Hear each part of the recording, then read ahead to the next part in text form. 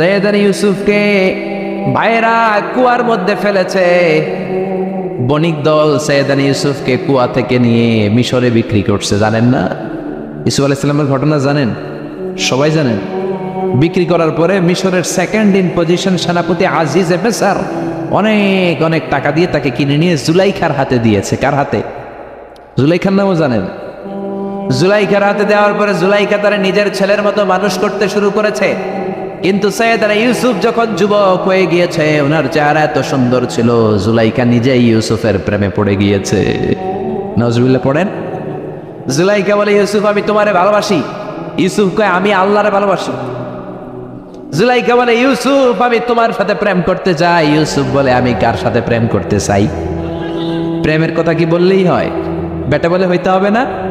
প্রেম তো চরের জমি নয়, জবরদখল করে হয়। প্রেমের দখল নিতে হলে প্রেমেই নিতে হয়, ঠিক কি না?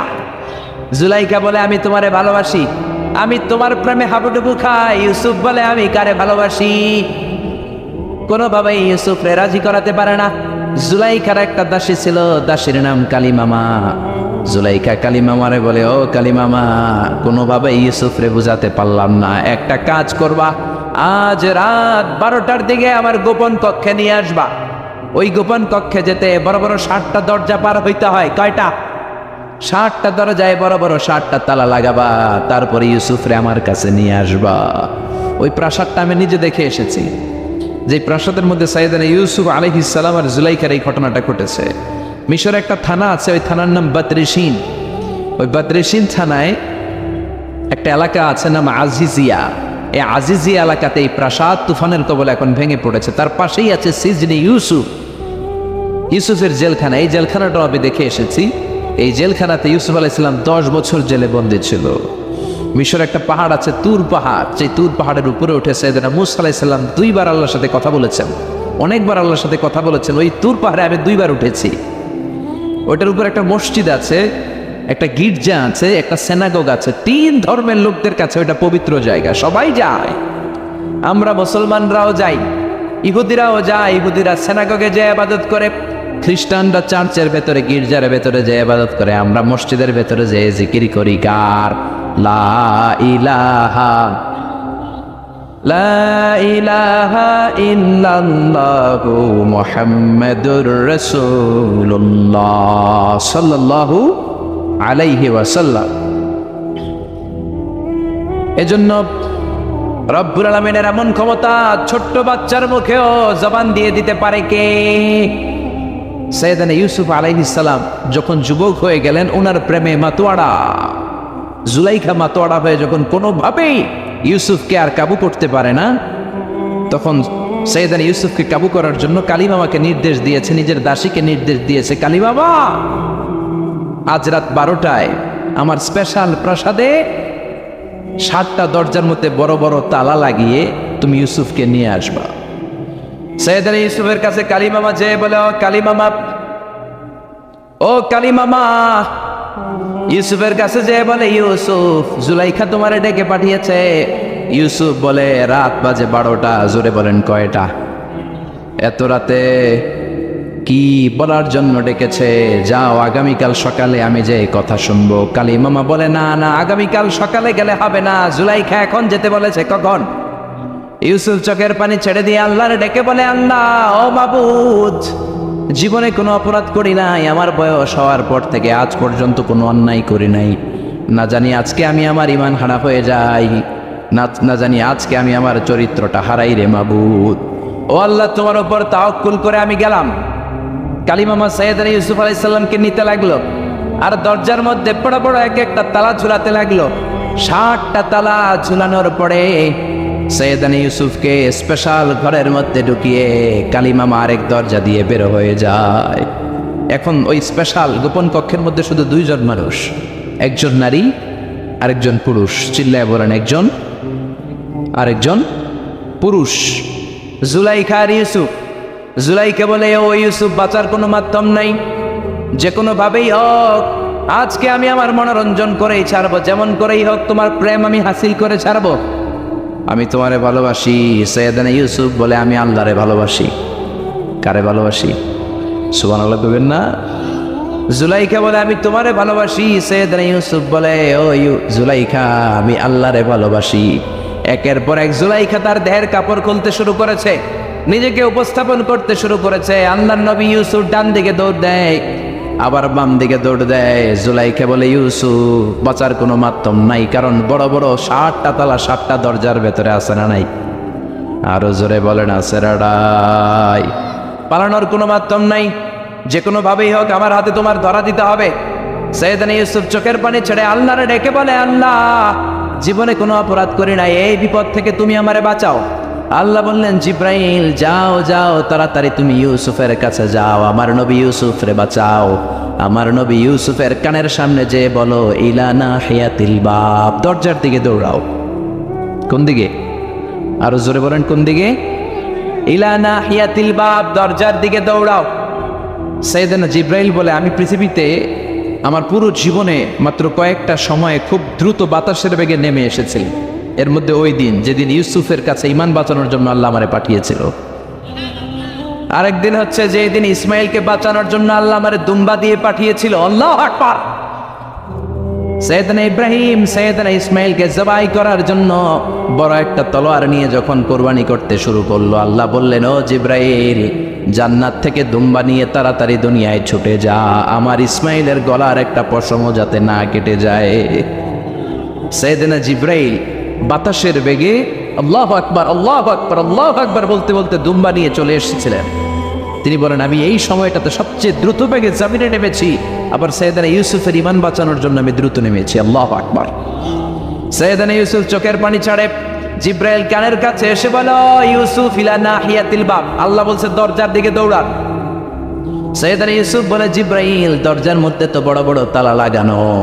জিব্রাইল বলে ও ইউসুফ আমি জানি না, আল্লাহ শুধু এই মেসেজটা দিয়েই আমারে পাঠিয়েছে, দরজার দিকে দৌড়াও। সৈয়দনা ইউসুফ আল্লাহর উপর তাওয়াক্কুল করে দরজার দিকে দৌড়ালেন। জুলাইখা মনে মনে হাসে। জুলাইখা বলে দরজায় তালা আছে না নাই? আমি ওই তালা খুলে দেওয়ার সাধ্য আমার আল্লাহর আছে না নাই? সৈয়দনা ইউসুফ যখন প্রথম দরজার কাছে যায়, কি আজীব তামাশা, প্রথম দরজার কাছে যাওয়ার সাথে সাথেই মুহূর্তের মধ্যে টাস টাস করে প্রথম দরজার তালা খুলে যায়। কোরআনের ভেতরে এই ঘটনা আছে না নাই? ওয়া গাল্লাকাতিল আবওয়াব ওয়া ক্বালাত হাইতা লাক ক্বালা মাআযাল্লাহ। 60টা দরজায় 60টা তালা মেরেছে। তিনি দৌড়াতে লাগলেন, একটার পর একটা দরজার তালাগুলো খুলে দিতে লাগলো। কে? মুসার মতো ঈমান হলে রাস্তা হবে সাগর জলে, ইউসুফের মতন ঈমান হলে একে একে দরজা খোলে। ইব্রাহিমের মতন ঈমান যদি আজও থাকে বিদ্যমান, অগ্নিকুণ্ডে দেখতে পাবে খুবসুরত এক ফুলবাগান। সুবহানাল্লাহ। 6টা দরজার তালা খুলে যাওয়ার পরে 7ম দরজার সামনে যখন সৈয়দনা ইউসুফ এসেছে, আল্লাহু আকবার বলে দরজার মধ্যে ধাক্কা দেয়, কিন্তু দরজা খুলে না। পিছন দিয়ে জুলাইখা আসরা নাই, আউলাকে সে পাগলা বেশে জুলাইখাও দৌড় দিয়েছে সৈয়দনা ইউসুফকে ধরার জন্য। ঠিকই ধরে ফেলেছে। সৈয়দনা ইউসুফের জামায় ধরে টান দেয়াতে সৈয়দনা ইউসুফ আলাইহিস সালামের জামার পেছন দিয়ে ছিঁড়ে গিয়েছে। ইন দ্য মিন টাইম দরজাটাও খুলে গিয়েছে। দরজা খুলে যাওয়ার পরে দুইজন তাকিয়ে দেখে আজিজে মেসের দাঁড়ানো, জুলাইখার স্বামী দাঁড়ানো। জুলাইখার স্বামী এই দৃশ্য দেখে তো অবাক, কিরে রাত বাজে 2টা, ইউসুফ হাঁপাচ্ছে ঘামাচ্ছে আর জুলাইখার দেহের কাপড় চোপড়ের অবস্থা ভালো না। কি ঘটনা ঘটেছে আমার বলো। ফালিয়াতাকাল্লাম আহাদুকুমা শাইআন, দুজনের একজন আমাকে কিছু তো বলো। কেউ কিছু বলে না। জুলাইখা সামনে এসে বলে আজিজে মেসর দুধকলা দিয়ে আমরা এতদিন সাপ পুষেছি, আজকে গভীর রাতে 7 দরজায় 60টা তালা মেরে ইউসুফ আমার ইজ্জতহানির জন্য করে হামলা দিয়েছে। হাসানা মিসা সোরের মার বড় গলা, যুগে যুগে আছে না নাই? আইজে মেসর বলে তোমার কোনো সাক্ষী আছে? জুলাইখা কয় আছে। কে সাক্ষী? আমার দাসী কালী বাবা। এই কালী বাবা সত্যি নাকি? কয় 100% সত্য। এরকম সাক্ষী বাংলাদেশেও আছে না নাই? ঘটনার সময় জন্ম হয় নাই, ঘটনার সময় বয়স ছিল 2 মাস, কিন্তু সাক্ষী দেয়। ওই সাক্ষীর উপর ভিত্তি করে রায় হয়, ওই সাক্ষীর উপর ভিত্তি করে বিচার হয়, ওই সাক্ষীর উপর ভিত্তি করে জেল হয়, ফাঁসি হয়। আছে না নাই? জোরে বলেন আছে না নাই? আইজে মেসর বলে ও ইউসুফ কেমন করে এই কাজ করলা? তোমার মৃত্যুদণ্ড দেয়া হবে, এখনই মৃত্যুদণ্ড দেয়া হবে। জল্লাদের কাছে তোমার যাওয়ার দরকার নাই, জল্লাদ তোমার সামনে এসে এখনই তোমার ঘাড় কেটে ফেলবে, মাথাটা দেহ থেকে আলাদা করে দিবে, তোমার কোনো সাক্ষী থাকলে বলো। সাইয়েদনা ইউসুফ বলে আমার কোনো সাক্ষী নেই। আল্লাহ বললেন জিব্রাইল তাড়াতাড়ি যা, ইউসুফের কানের কাছে যে বল জুলাইখার খালাতো বোন গতকাল প্রাসাদে বেড়াতে এসেছে, জুলাইখার খালাতো বোনের ছোট্ট একটা 2 মাসের দুধের বাচ্চা, ওইটার নাম হলো কিসিন। ইউসুফ তুমি হাত তুলে বলো কিসিন হলো আমার সাক্ষী। সুবহানাল্লাহ। আইজে মেসর বলে আর তুরিদু আন তাসখারা মিন্নি, ইউসুফ এটা তুমি কি বলো, কিসিন কেমনে সাক্ষী দেবে, বয়স মাত্র 2 মাস, দুধ খায়, মায়ের কোলে কাঁদে। ইউসুফ বলে আমি এত কিছু জানি না, কিসিন আমার সাক্ষী। কিসিনকে আনা হলো, সাইয়েদনা ইউসুফ কিসিনের মাথায় হাত বুলায় আর বলে ও কিসিন ইশহাদি বিল হক, আল্লাহর নামে তুই সত্য সাক্ষী দে। ছোট্ট 2 মাসের দুধের বাচ্চা কিসিন বড়দের মতো কথা বলতে শুরু করলো, বলতে আরম্ভ করলো ইন কানা কামিসুহু কুদ্দা মিন কুবুলিন। সুবহানাল্লাহ পড়েন। ইন কানা কামিসুহু কুদ্দা মিন কুবুলিন ফাসাদাকাত হুয়া মিনাল কাযিবিন ওয়া ইন কানা কামিসুহু কুদ্দা মিন দুবুরিন ফাকাযাবাত হুয়া মিনাস সাদিকিন। ও আজিজ মিসর, ইউসুফের জামা চেক করো, জামার সামনের দিক দিয়ে ছেঁড়া হলে ইউসুফ দোষী, আর জামার পেছনের দিক দিয়ে যদি ছেঁড়া থাকে তোমার বউ জুলাইখা দোষী। জামার কোন দিক দিয়ে ছেঁড়া? জোরে বলেন। ছোট্ট কিসিনের সাক্ষীর মাধ্যমে সাইয়েদনা ইউসুফকে বাঁচায়া দিল কে? আরো জোরে বলেন কে? আল্লাহ বলছেন ওয়াকাদা রাব্বুকা আল্লা তা'বুদু ইল্লা ইয়্যা ওয়া বিল ওয়ালিদাইনি ইহসানা। আমি আল্লাহর স্পেশাল 2টা ফয়সালা আমি তোমাদেরকে জানিয়ে দিচ্ছি। 2টা ফয়সালা। কয়টা? 2টা সিদ্ধান্ত। কয়টা? এই সিদ্ধান্তগুলা অনড় সিদ্ধান্ত, এটার কোনো নড়চড় নাই। আর ফয়সালা সিদ্ধান্তগুলো দিয়েছে কে? 1 নম্বর ফয়সালা হচ্ছে আল্লাহ তা'বুদু ইল্লা ইয়্যা, তোমরা কারো ইবাদত করতে পারবে না একজনের ছাড়া, তিনি কে? এজন্য রব্বুল আলামিন বলেন ওয়াকাদা রাব্বুকা আল্লা তা'বুদু ইল্লা ইয়্যাহু ওয়া বিল ওয়ালিদাইনি ইহসানা। আমি আল্লাহর স্পেশাল ফয়সালা, আমি আল্লাহর অনড় সিদ্ধান্ত, যেই সিদ্ধান্ত কোনোদিন নড়বে না, যেই ফয়সালার কোনো নড়চড় হবে না, ওই ফয়সালার প্রথম ফয়সালা হলো ইবাদত হবে একজনের, তিনি কে? আবার আল্লাহ বললেন মানব জাতি, জিন জাতি, এই 2টা জাতিকে আমি সৃষ্টি করেছি শুধু আমার ইবাদতের জন্য, ঠিক কি না? আমা খালাকাতুল জিন্না ওয়াল ইনসা ইল্লা লিয়াবুদুন। মানব জাতি, জিন জাতি সৃষ্টির মূল উদ্দেশ্য লক্ষ্য শুধুমাত্র আমি আল্লাহর ইবাদত করা। সুবহানাল্লাহ। আবার এই পৃথিবীতে যত নবীরা এসেছেন সব নবীদেরও একই দাওয়াত ছিল, কমন দাওয়াত, কমন মিশন, কমন কথা, ইয়া কওমি ইবুদুল্লাহা মা লাকুম মিন ইলাহিন গায়রুহু। ও আমার কওমের লোকেরা, ও আমার উম্মতেরা, ও আমার স্বজাতির লোকেরা, খবরদার, ইবাদত করলে একজনের করবা, তিনি কে? তাহলে আল্লাহর প্রথম ফয়সালা ইবাদত হবে, জিকির হবে, সেজদা দিতে হবে একজনকে, তিনি কে? জিকির করবেন কার? চাইবেন কার কাছে? নাকি খাজা বাবার কাছে, নাকি ল্যাংটা বাবা? কেউ ফিরে না খালি হাতে, খাজারে তোর দরবারেতে। বলে না, বলে না, বলে না? আরে কত দরবার থেকে কত মানুষ খালি হাতে ফিরে আসে। দামি মোবাইল নিয়ে ঢুকছে, চোরে মোবাইল চুরি করে নিয়ে গেছে, এখন মোবাইল তো নাই, খালি হাতে ফিরে আস, কি করবে? দামি জুতা নিয়ে ঢুকছে, জুতা চুরি হয়ে যায়, ধাক্কা ধাক্কিতে জুতা চুরি হয়, তো খালি পায়ে ফিরে আসে, আছে না নাই? আমি একটা দরবার থেকে কেউ কোনোদিন খালি হাতে ফিরে না। দরবারটা কার দরবার? কেউ ফিরে না খালি হাতে, আল্লাহরে তোর দরবারেতে। বলেন কেউ ফিরে না খালি হাতে। এজন্য আল্লাহ বলেন আমার দরবার এমন দরবার 24 ঘন্টা খোলা, মাসের 30 দিন খোলা, বছরের 365 দিন খোলা, সারা জীবন খোলা। যখনই চাইবা তোমার ডাকে সাড়া দিবে কে? কেউ যেটা পারে না পারে কে? কেউ যেটা দেয় না দেয় কে? কেউ যেটা শোনে না শোনে কে? আমরা কি সব শুনি? সব শোনে কে? আরো জোরে বলেন কে? ওই যে দেবীর দ্বারে কি হইতেছে আপনি শুনতেছেন? মুরাদনগরে কি হয় আপনি শোনেন, আপনি দেখেন। ঢাকায় কি হয় আপনি শোনেন, কোন জায়গায় কি ঘটতেছে আপনি জানেন। কিন্তু কেউ যেটা জানে না, জানে কে? এত উপর থেকে 7 আকাশের উপরে, সিদরাতুল মুনতাহার উপরে, লাউহে মাহফুজের উপরে, বাইতুল মামুরের উপরে, আরশ কুরসি তার 70,000 নূরের পর্দার উপর থেকে তিনি এমন কুদরতি নজর দেন, সপ্ত জমিনের নিচেও যদি কোনো পিঁপড়া হাঁটে, আল্লাহ এই পিঁপড়ার পায়ের আওয়াজটাও শুনতে পায়। এজন্য আল্লাহ বলে, গোলাম ইবাদত হবে শুধুমাত্র আমার। শুধুমাত্র কার? আল্লাযী ইউবাদ, যার ইবাদত করা হয়, যিনি ইবাদতের যোগ্য, তিনি হলেন মাবুদ। আমাদের মাবুদ একজন, তিনি কে? এজন্য প্রত্যেক নামাজে আমরা আল্লাহরে বলি, ইহদিনাস সিরাতাল মুস্তাকিম। ও আল্লাহ, আমাদেরকে তুমি সিরাতুল মুস্তাকিম দাও। আল্লাহ বলে, আমার ইবাদত কর। আমার ইবাদত করলে এটাই সিরাতুল মুস্তাকিম। সুবহানাল্লাহ কইবেন না? ওয়া আনি'বুদুনি হাযা সিরাতুম মুস্তাকিম। আমি এক আল্লাহর ইবাদত করলে তোমাদেরকে সিরাতুল মুস্তাকিম দিবে কে? এজন্য আল্লাহর ফয়সালা 2টা, চিৎকার করে বলেন কয়টা? প্রথম ফয়সালা হলো ইবাদত একজনের, তিনি কে?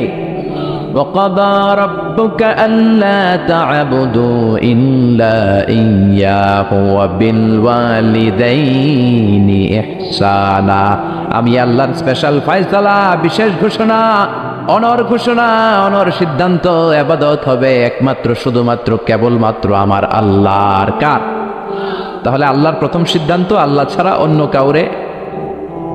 কাউর ইবাদত করা যাবে না, অন্য কাউকে সেজদা দেয়া যাবে না। কিন্তু কিছু লোক আছে মসজিদে আল্লাহরও সেজদা দেয়। এই যে মসজিদ ঢুকে আল্লাহর সেজদা দিবে, আর আশেপাশে মাজার থাকলে মাজারও জয় সেজদা দেয়, আছে না নাই? মহিলারা বেশি দেয়। আমাদের মহিলারা 2 জায়গায় বেশি যায়, এক যায় মাজারে, 2 যায় বাজারে, ঠিক কি না? মসজিদে তাদের জায়গা নাই, মাহফিলের প্যান্ডেলে মহিলাদের জন্য প্যান্ডেল হয় না, এই জন্য কই যাবে? যায় বাজারে আর মাজারে, আছে না নাই? সেজদা দিয়ে মুশরিকদের কাতারে নাম তোলে। যদি জিজ্ঞেস করেন মায়েরা কেন যান, বলবে আমার সন্তান হয় না। কেউ বলবে আমার 5টা মাইয়া, এখন পোলা লাগবো, বাচ্চার জন্য দরবারে যায়। দরবারে গেলে বাচ্চা হয়? তাহলে ছাগলের যে বাচ্চা হয়, ছাগলে কোন দরবারে যায়? গাবি যে প্রতি বছর একটা করে বাছুর দেয়, গাবি কোন দরবারে গেল? কথা কি আপনাদের মাথায় ঢুকে? এজন্য সেজদা পাবার অধিকারী একজন, তিনি কে? আল্লাহ বললেন, আমি আল্লাহর প্রথম ফয়সালা, খবরদার, এক আল্লাহ ছাড়া অন্য কারো ইবাদত করা যাবে। আল্লাহর প্রথম সিদ্ধান্তের সাথে আমরা একমত না দ্বিমত? সবাই একমত। দ্বিমত পোষণকারী কেউ নাই? 1-2জন থাকতেও পারে। আছে আছে আছে আছে। তাহলে আসেন দ্বিতীয় সিদ্ধান্তের দিকে, যে আল্লাহ বললেন, ওয়া বিল ওয়ালিদাইনি ইহসানা। আমি আল্লাহর দ্বিতীয় সিদ্ধান্ত, যেহেতু প্রথম সিদ্ধান্তের সাথে তোমরা সবাই একমত, এবার আমার দ্বিতীয় সিদ্ধান্ত শোনো। ওয়া বিল ওয়ালিদাইনি ইহসানা, মাতা পিতার সাথে ইহসান করবা। কার কথা? ইবাদত হবে আল্লাহর, ইহসান হবে মাতা পিতার। আমরা বললাম, আল্লাহ আপনার ইবাদত করবো এটা বুঝলাম, কিন্তু মাতা পিতার সাথে কেমন করে ইহসান করব বুঝিয়ে বলেন।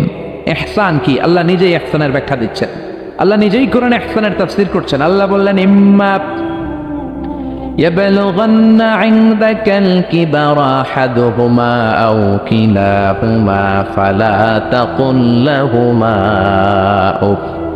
ইহসান কাকে বলে? বান্দা শোনো শোনো, তোমাদের মা কিংবা বাবা, একজন কিংবা 2জন, যখন বার্ধক্যে উপনীত হয়ে যায়, যখন বয়স্ক হয়ে যায়, তাদের কোনো কর্মকাণ্ডে খবরদার নাক ছিটকানো যাবে না, উফ আহ করা যাবে না, উফ শব্দটাও বলা যাবে না। কারণ তুমি তোমার আব্বা আম্মারে কম কষ্ট দাও নাই। তুমি যখন পেশাব করেছো, পায়খানা করেছো, তোমার আব্বা তোমাকে ঘর থেকে বের করে দিয়েছে নাকি? কথা বলেন। শীতের রাতে ডান দিকে নিয়ে তোমার মা তোমারে ঘুমালো, শীতের রাতে ডান দিকে পেশাব করে ভিজিয়ে দিয়েছো, মা তোমারে ঘর থেকে বের করে দেয় নাই, মা তোমারে বাম দিকে রেখেছে। বাম দিকেও পেশাব করছো, মা তখনও বের করে দেয় নাই, বুকের উপরে রেখেছে। রাত 3টার দিকে, মাঘ মাসের শীতে, কনকনে শীতে, বুকের উপরে পেশাব করে মায়ের শাড়িটা ভিজিয়ে দিয়েছো। রাত 3টার দিকে উঠে তোমার মা আরেকটা জামা পরে আবার তোমারে বুকে নিয়ে ঘুমায়। তোমার মা কি তোমারে বের করে দিয়েছে নাকি? পেশাব করে পায়খানা করে ঘরটারে তুমি ছারখার করেছো, তারপরে তোমার মা বাবা তোমারে বের করে দেয় নাই, তোমারে ঘর থেকে তাড়িয়ে দেয় নাই, তোমার এতিমখানায় রেখে আসে নাই। তোমার মা বাবা বয়স্ক হওয়ার কারণে তাদের কোনো কর্মকাণ্ডে খবরদার নাক ছিটকাবা না, এমনকি উফ আহ উফ শব্দটাও করা যাবে না। কার কথা? মা বাবা তোমার ঘর থেকে যেমনি বের করে নাই, মা বাবা যেমনি তোমার এতিমখানায় দিয়ে আসে নাই, তেমনি তোমার মা বাবা যখন বয়স হয়ে যায়, বার্ধক্যে পৌঁছে যায়, মা বাবারে খবরদার বৃদ্ধাশ্রমে দিয়ে এসো না। কার কথা? বৃদ্ধাশ্রম বাংলাদেশে আছে না নাই? ছেলে আমার মস্ত মানুষ, মস্ত অফিসার, মস্ত ফ্ল্যাটে যায় না দেখা এপার ওপার, নানান রকম জিনিস আর আসবাব দামি দামি, সবচেয়ে কম দামি ছিলাম একে মাত্র আমি। ছেলের আবার আমার প্রতি অগাধ সম্ভ্রম, আমার ঠিকানা তাই বৃদ্ধাশ্রম। ঠিক কি না? কপাল পরা অনেক ডাকাত আছে, মা বাবা বয়স হয়ে যাওয়ার কারণে তাদের কর্মকাণ্ডগুলো আর ভাল লাগে না, মা বাবারে বৃদ্ধাশ্রমে দিয়ে আসে। যেই ছেলে মেয়েগুলো মা বাবারে বৃদ্ধাশ্রমে দেয়, তোদের কপালে বুড়া হইলে বৃদ্ধাশ্রম জুটবে না, বাঙ্গা থালা হাতে নিয়ে তুই ভিক্ষা করে খাবি। ঠিক কি না? এজন্য আল্লাহ বলে ইহসান কারে বলে? শোনো শোনো, ইম্মা يبلغن عندك الكبر أحدهما أو كلاهما فلا تقل لهما أف। মা বাবা একজন কিংবা দুইজন যখন বার্ধক্যে উপনীত হয়ে যায়, খবরদার তাদের কোনো কাজে উফ শব্দটাও করো না। কে বললেন? জোরে বলেন না, কে বললেন? তারা পেশাব করবে, এটা তুমি পরিষ্কার করবা, না পারলে কাউরে দিয়ে করাবা। তারা যেমনি তোমারে বের করে দেয় নাই, তুমিও বের করে দিতে পারবা না, এটাই ইহসান। ঠিক কিনা? এজন্য আল্লাহ বললেন ওয়াবিল ওয়ালিদাইনি ইহসানা, মাতা পিতার সাথে ইহসান করবা, এটা আমার দ্বিতীয় সিদ্ধান্ত। আমরা বললাম আল্লাহ ইহসানের ব্যাখ্যা কি? আল্লাহ বললেন মা বাবা একজন কিংবা দুইজন যদি বয়স্ক হয়ে যায়, তাদের কোনো কাজে নাক ছিটকানো যাবে। 2 নম্বর ইহসানের ব্যাখ্যা, ওয়ালা তানহারহুমা, মা বাবারে ধমক দিও না। মা বাবারে ধমক দেয় এরকম বেয়াদব আছে না নাই? এরকম ডাকাইত আছে না নাই? এই এলাকায় নাই? অন্যান্য সবার সাথে খুব মিষ্টি ভাষায়, এক ভদ্র, খুব প্রেস্টিজিয়াস লোক, কিন্তু মায়ের সাথে খারাপ আচরণ, ধমকি দিয়ে কথা বলে, ঝিড়কি দিয়ে কথা বলে, মারে ডাকে বুড়ি, বাবার ডাকে বুড়া, এরকম ডাকাত আছে না নাই? কেমন করে মারে তুমি বুড়ি বলে ডাক দাও? তোমার মা বাবা তো বুড়া বুড়ি হয়েছে তোমার কারণে, তোমারে মানুষ করতে যে তারা তাদের জীবন যৌবন শেষ করেছে, তোমারে লেখাপড়া করাতে যে তারা তাদের জমি জমা হারিয়েছে, তোমারে বিদেশে পাঠাতে যে তারা তাদের ভিটে মাটা ছাড়া হয়েছে। কেমন করে মারে তুমি বুড়ি ডাকো, বাবারে তুমি বুড়া ডাকো? খবরদার, আল্লাহ বললেন ওয়ালা তানহারহুমা, আব্বা আম্মা কাউরে তোমরা ধমক দিও না। ধমক দেওয়া যাবে? কথা বলেন। এরপর আল্লাহ বললেন ইহসানের 3 নম্বর ব্যাখ্যা, وَقُلْ لَهُمَا قَوْلًا কারীমা, মা বাবা দুইজনের সাথে ভালো আচরণ করো, কোমল ভাষায় কথা বলো। কার আইন? আইনটা কার? যত কার্টিসি তুমি জানো, যত ভদ্রতা, যত পোলাইটনেস, যত হাম্বলনেস তোমার জানা আছে, সব ভদ্রতাকে উজাড় করে মা বাবার সাথে কথা বলো। চিল্লা এখন, ঠিক কিনা? এরপর আল্লাহ বললেন ওয়াখফিদ লাহুমা জানাহাদ দুল্লি মিনার রাহমাতি ওয়া কুর রাব্বিরহামহুমা কামা রাব্বায়ানি সগীরা। ওয়াখফিদ লাহুমা জানাহাদ দুল্লি মিনার রাহমা, রহমতের ডানা মা বাবার দুইজনের জন্য বিছিয়ে দাও। তোমার যত অর্থ আছে মা বাবার জন্য খরচ করো, তোমার যত ক্ষমতা আছে মা বাবা দুইজনের পায়ের সামনে ঢেলে দাও। ঠিক কিনা? আপনার সম্পদ আপনি মা বাবার জন্য ব্যয় করবেন, আপনার ক্ষমতা আছে মা বাবার পায়ের সামনে আপনি ক্ষমতা বিছিয়ে দেন, আপনার জীবনটারে উজালা করে দিবে কে? আর আব্বা আম্মা একজন কিংবা দুইজন যদি এই ক্ষণস্থায়ী দুনিয়া ছেড়ে পড়ে চলে যায়, আব্বা আম্মার কবরের সামনে দাঁড়িয়ে দোয়া কর, রব্বিরহামহুমা কামা রাব্বায়ানি সগীরা ওয়া কুর রব্বিরহামহুমা কামা রব্বায়ানি সগীরা। ও আল্লাহ, আব্বা আম্মা দুজন আমরা যখন ছোট ছিলাম আমাদেরকে যেমনি আদর দিয়ে, সোহাগ দিয়ে, ভালোবাসা দিয়ে আমাদেরকে কাছে টেনে নিয়েছে, আমার আব্বা আম্মা দুইজনকে তুমিও তোমার কাছে আদরের চাদর দিয়ে তোমার কাছে তুমি টেনে নিও। পড়ে না আমিন? আরো জোরে আমিন। এই জন্য আমার আল্লাহর স্পেশাল সিদ্ধান্ত কয়টা? প্রথম সিদ্ধান্ত, ইবাদত হবে কার? দ্বিতীয় সিদ্ধান্ত ইহসান হবে কার সাথে? দ্বিতীয় সিদ্ধান্তের সাথেও আপনার একমত? এটাও দ্বিমত নাই। এজন্য ইবাদত হবে আল্লাহর, ইহসান করতে হবে মাতা পিতার সাথে। ইহসান মানে ভালো আচরণ, ইহসান মানে খেদমত করা, ইহসান মানে কোমল ভাষায় কথা বলা, ইহসান মানে মা বাবা বেঁচে না থাকলে কবরের সামনে দাঁড়িয়ে দোয়া করা, ইহসান মানে টাকা পয়সা সব মাতা পিতার পায়ের সামনে বিছিয়ে দেয়া, ঠিক কিনা? এই পৃথিবীতে যত ভালো কাজ আছে এই সবগুলো ভালো কাজকে যদি একসাথে র্যাঙ্কিং করেন, র্যাঙ্কিং এ উপরের দিকে চলে যাবে মা বাবার খেদমত করুন। সুবহানাল্লাহ। এই জন্য এক সাহাবী বিশ্বনবীরে বললেন, ইয়া রাসূলুল্লাহ, ইয়া হাবিবাল্লাহ, আইয়ুল আ'মালি আফদাল। ও নবী, এই পৃথিবীর বুকে সব চাইতে ভালো আমল কোনটা? বিশ্বনবী বললেন, 3টা কাজ পৃথিবীর বুকে সব চাইতে ভালো। জোরে বলেন কয়টা? 1 নম্বরে সালাতু ফি ওয়াক্তিহা, সময় মতো নামাজ। সময় মতো যদি আজান দেওয়ার সাথে সাথে জামাতে তুমি সালাত আদায় করো, এর চেয়ে ভালো কাজ আল্লাহর জমিনে হতে পারে? তাহলে প্রথম ভালো কাজ হলো সালাত। প্রথম ভালো কাজ কি? কুরবানির ঈদে গরুর গোশতের সাথে যে সালাত খান ওইটা নাকি? হ্যাঁ, এই মসজিদে যে সালাত আদায় করি, ঠিক কি না?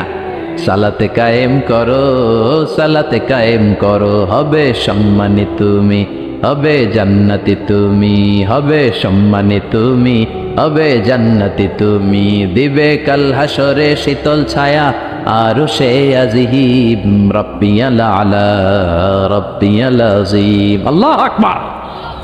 এজন্য বিশ্বনবী বললেন 1 নম্বর ভালো কাজ হলো সময় মতো নামাজ। 2 নম্বর সবচাইতে শ্রেষ্ঠ কাজ হলো বিররুল ওয়ালিদাইন, মাতা পিতার খেদমত করা।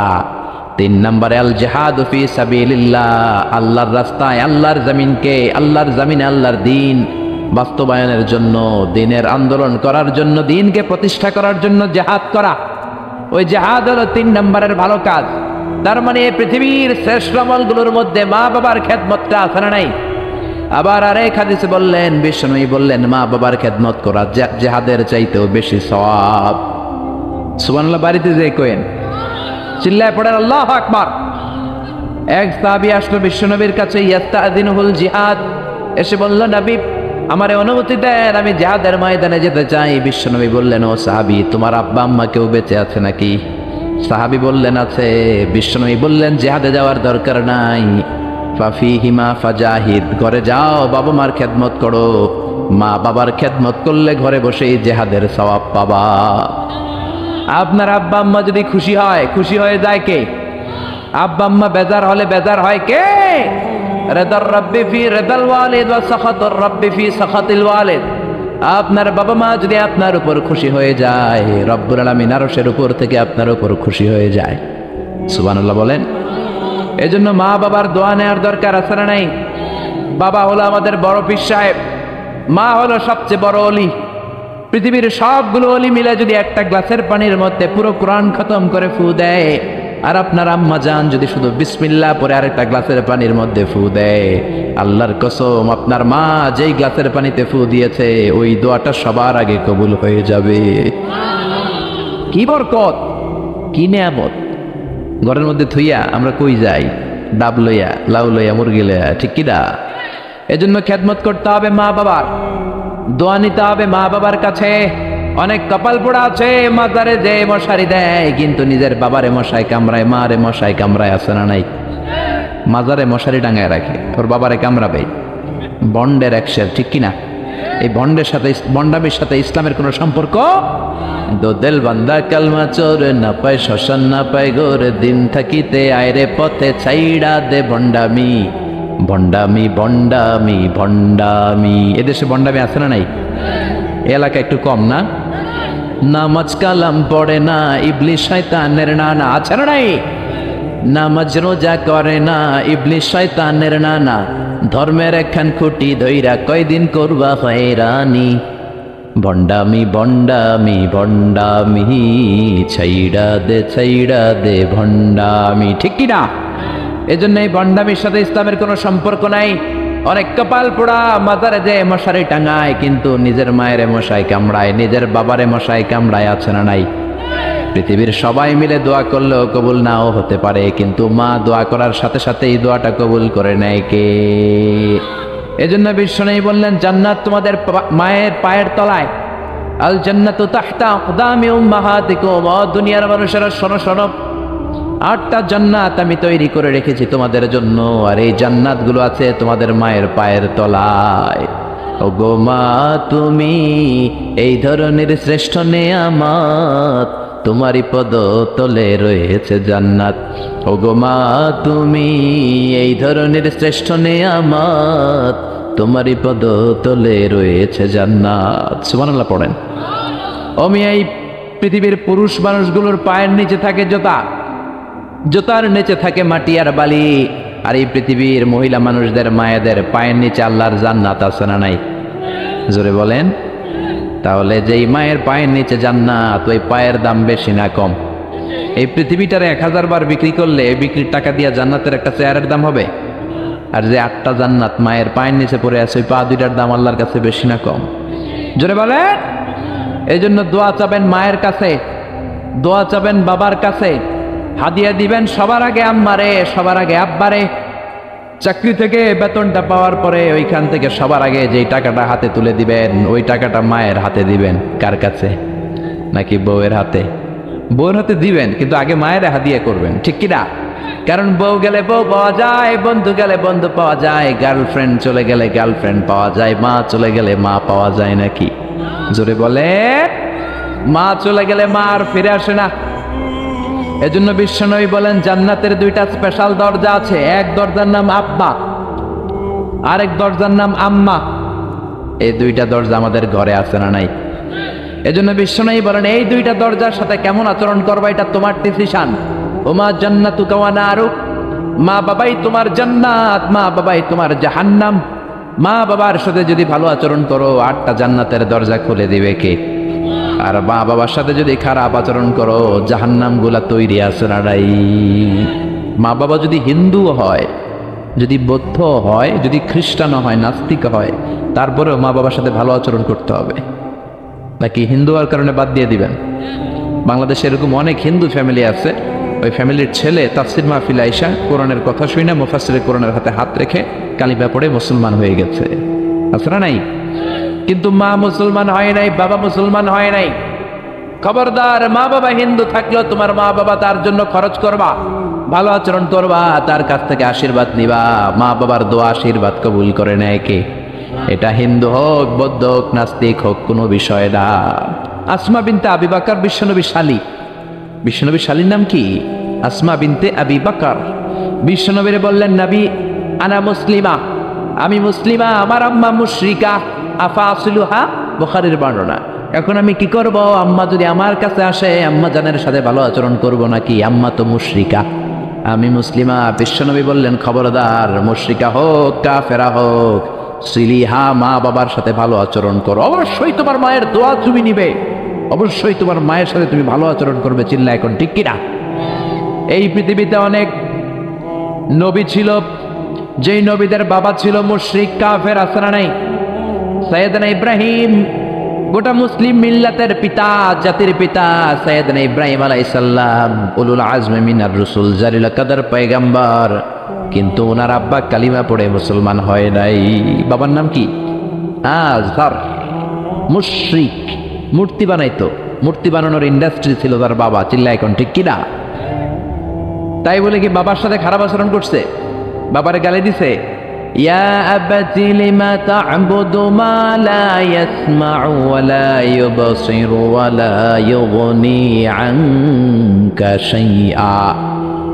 শ্রদ্ধা সহকারে, সম্মান সহকারে বাবারে নসিহত করেছ, বাবা কেন আপনি ওই মূর্তির পূজা করেন যেই মূর্তি কানে শোনে না, যেই মূর্তি চোখে দেখে না, যেই মূর্তি ভালো মন্দ আপনার কিছু করতে পারে না, ওই মূর্তির পূজা কেন করেন?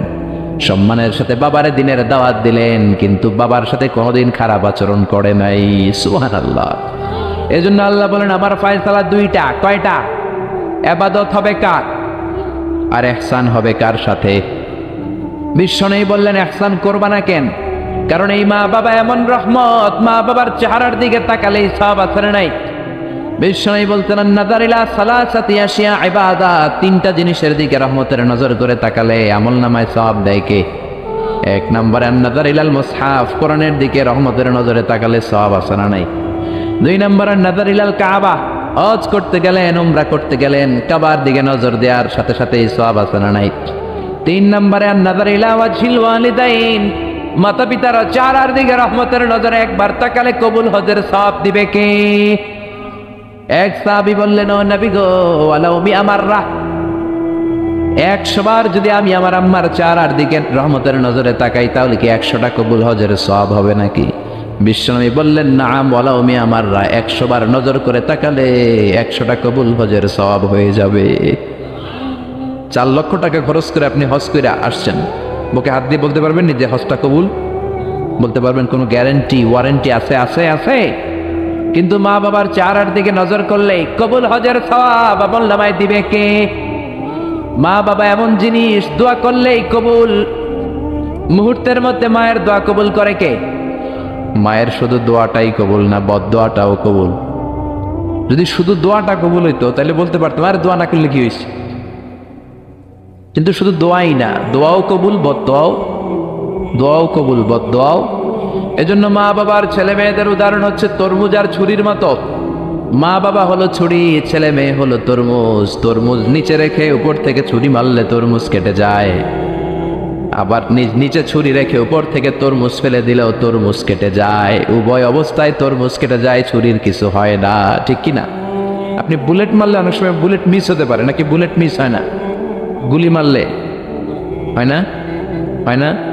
ড্রোন হামলা করলেন, মিসাইল হামলা করলেন, মিস হতে পারে, কিন্তু মায়ের দোয়া, জোরে বলেন না, মিস হবে? এজন্য বিশ্বনবী বলতেন, সালাসু দাওয়াতিন মুস্তাজাবা, 3 ব্যক্তির দোয়া মুহূর্তের মধ্যে কবুল হয়ে যায়। 1 নম্বরে হলো দাওয়াতুল মুসাফির, মুসাফিরের দোয়া কবুল করে কে? 2 নম্বরে দাওয়াতুল মাজলুম, অত্যাচারিত ব্যক্তির দোয়া কবুল করে কে? 3 নম্বরে দাওয়াতুল ওয়ালিদাইনি লিওয়ালাদিহি, মাতা পিতার দোয়া, যখন মাতা পিতা ছেলে মেয়েদের জন্য দোয়া করে ওই দোয়াটাও কবুল করে কে? মাতা পিতার দোয়াও কবুল, বদদোয়াও, জোরে জোরে বলেন, দোয়াও কবুল, বদদোয়াও। বদদোয়া করলেও কবুল হয়ে যাবে। বুখারীর বর্ণনা, জুরাইজ নামে এক আল্লাহর ওলি ছিল। আল্লাহর ওলির নাম কি? আরো জোরে বলেন। জুরাইজ নামে এক আল্লাহর ওলি ছিল, বনি ইসরায়েলের অনেক বড় আবেদ। পাহাড়ের উপরে ওনার গির্জা, ওই গির্জার মধ্যে রাত্রিবেলায় তাহাজ্জুদ পড়তে পড়তে আল্লাহর ওলি হয়ে গেছে। ওই গির্জার পাশে ছোট্ট ঘর থাকে তার মা, রাত্রিবেলায় তাহাজ্জুদের নামাজ পড়ছেন। আর তাহাজ্জুদ ছাড়া আল্লাহর ওলি হওয়া যায় নাকি?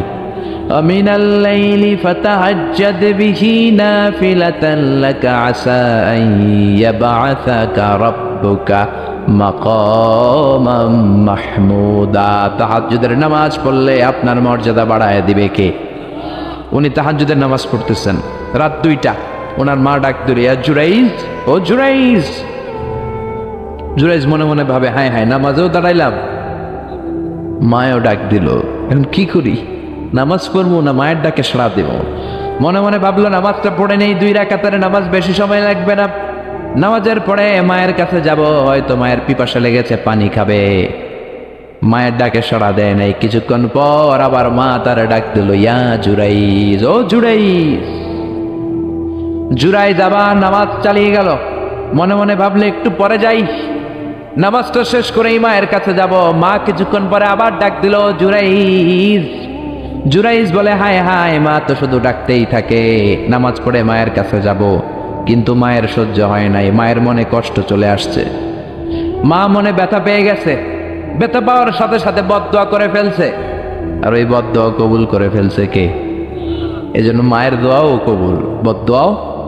বদদোয়া করেছে, আল্লাহুম্মা লা তুমিতহু ইল্লা আন তুরিয়াহুল মুমিসাত, ও আল্লাহ, কোন বেশ্যা নারীর ফিতনায় না ফেলে তুমি জুরাইজকে মরণ দিও না। বদদোয়াটা কবুল করে নিল কে? কিছুদিন পরে আবার জুরাইজ তাহাজ্জুদের নামাজ পড়তেছে, এক বেশ্যা নারী আসছে, এসে বলে, জুরাইজ দরজা খোলো। নক করতে শুরু করছে। দরজা খোলার পরে জুরাইজকে সে প্রলোভন দিতে শুরু করলো, বললো, দেখো কত সুন্দরী আমি অনন্য, আমি সুস্নিগ্ধা, আমি প্রিয়ংবদা, আমি সুহাসিনী, সুকেশিনী, সুভাসিনী, অসূর্যম পোষ্যা, মেঘে কালো কেশ, হরিণের মতো ডাগর ডাগর আমার চোখ, দেখো আমি কত সুন্দরী, আসো আমরা প্রেম খেলায় মেতে উঠি। জুরাইজ বলে, আমি আল্লাহরে ভয় পাই, দূর হও, আমার গির্জা থেকে দূর হও। জুরাইজের সাথে সুবিধা করতে না পেরে বেশ্যা পাহাড় থেকে নিচে নেমে এসেছে। বুখারীর হাদিস। নিচে নেমে এসে দেখে এক রাখাল ঘুমায়। কে ঘুমায়? রাখাল রে ঘুম থেকে উঠিয়ে বলে, ও রাখাল দেখো আমি কত সুন্দরী। রাখাল তার প্রেমের ফাঁদে পড়ে তার সাথে অবৈধ দৈহিক সম্পর্কে লিপ্ত হয়েছে, জেনা করেছে। ব্যভিচারের ফলে এই বেশ্যার পেটের মধ্যে সন্তান দিয়ে দিয়েছে কে? 3 মাসের ব্যবধানে বেশ্যার পেটটা এত বড় হয়ে গেছে। এলাকার লোকেরা বলে, ও মেয়ে তোর তো বিয়ে হয় নাই, পেট বড় হইল কেন? বাচ্চা পাইলি কই? বেশ্যা বলে, আমার পেটের বাচ্চার বাবা হলে ওই আল্লাহর ওলি জুরাইজ। কথাটা হাসা না মিশা? কত পার্সেন্ট জোরে বলেন? 100% মিশা। সবাই বলে, হায় হায়, এতদিন মনে করতাম আল্লাহর ওলি, এখন দেখি ভণ্ড। এতদিন পানি পড়ার জন্য যেতাম জুরাইজের কাছে, এখন দেখি ভণ্ড। উপর দিয়ে ফিটফাট, ভিতর দিয়ে সদরঘাট। উপর মে পাক সাফ, আন্দার মে খালাত মালাত। জুরাইজ আজকে তোর 12টা বাজাবো, দাঁড়া। জুব্বা পড়ে তুমি বুজুর্গি দেখাও, আর রাতের বেলা আকাম কুকাম করো। লাঠি ছোটা নিয়ে সব পাহাড়ের উপরে উঠে গির্জা ভেঙে মেসাকার জুরাইজকে রশি দিয়ে বেঁধে নিচে নামিয়ে এনেছে। ও জুরাইজ, তোর মতো ভণ্ড এলাকায় থাকার দরকার নাই, তোরে ডেথ পেনাল্টি দিব, মৃত্যুদণ্ড। কি দণ্ড? জুরাইজ বলে, হায় হায়, কেন আমার গির্জা বাংলা, কেন আমারে মারতেছো ধরতেছো জানি না, একটা বারের মতো বলো আমার অপরাধ কি? সবাই বলে, জুরাইজ তোর মতো ভণ্ড এই তল্লাটে কেউ নাই। জুরাইজ বলে, ঠিক আছে আমার মৃত্যুদণ্ড দিও, আগে বলো অপরাধ কি? সবাই বলে, এই বেশ্যার সাথে তুই পাপ কাজে লিপ্ত হয়েছিস। এই মহিলার পেটের মধ্যে যেই বাচ্চা, ওই বাচ্চার বাবা বলি তুই জুরাইজ। জুরাই বলে, আল্লাহ কোন বিপদে তুমি আমারে ফালাইলা? কিছুই তো জানি না আমি, আমার তো কোনো দোষ নাই। বুঝ হওয়ার পর থেকে কোনো পাপ কাজে আমি আল্লাহ লিপ্ত হই নাই, তুমি আমারে বাঁচাও। ও মিয়া, বিপদে পড়লে আমাদেরকে বাঁচায় কে?